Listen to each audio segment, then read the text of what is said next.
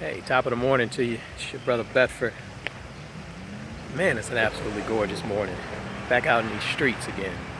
Just wanted to talk real quick about a mastermind call that I had yesterday with a woman. Um, Great call. Told me about all of her goals, dreams, ambitions, things that she's desirous of doing. Um, you know, Platforms she want to be on, a partnership she want to connect with. Um, and then I guess it was my turn. She said, "So what you think?" And then I proceeded to give her my feedback, some of the things that I thought that she should consider. Really some foundational things that I think that she was missing or overlooked. She had already told me about investing in a bunch of courses and different things last year that didn't yield uh, great benefit or any results. Um, so I gave her some thoughts on what I thought would be some foundational things that she needed to consider.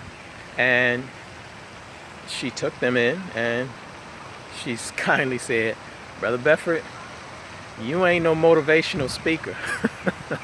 Because clearly I said some things that kind of sobered her up a little bit. And I immediately said, "Well, thank you. We have enough motivational speakers. That's not my role. My job is to make sure that you consider all of the things necessary to achieve your goals. Make sure you have clarity.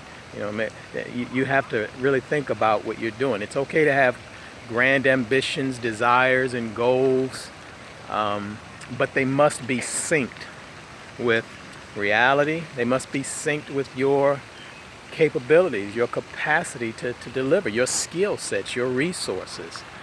Because without those things, you just have these grandiose ideas, but then you don't have a real tangible way to make them happen, right? And I used to work out with a guy, actually with a couple guys, some years ago, a brother named Bilal. We used to go into the weight room, and Bilal would be in there, and he'd be cutting up, bench pressing, and go in and say, put 325 on there, and put 325 on there, and then he'd reverse grip it. And I mean, just like it was nothing, right? And I would see people trying to duplicate what they saw Bilal doing, right? Yeah, go ahead and throw 325 on there, and I'm gonna reverse grip it. And literally, brothers were crushing their chests, trying to duplicate what Bilal was doing.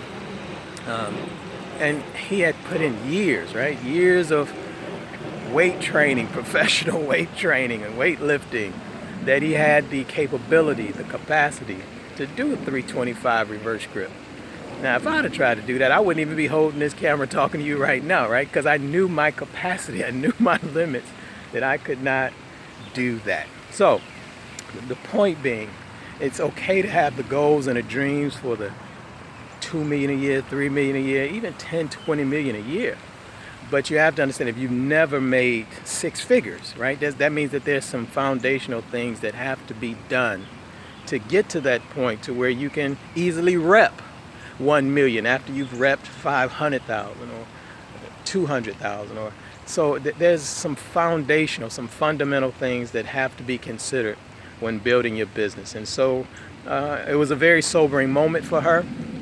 Again, I looked at that as a compliment, because I'm sure a lot of people, get on the phones, the coaches, and give you the motivational speeches, and it's like you leave off the call and feel like you're getting ready to tear up the world.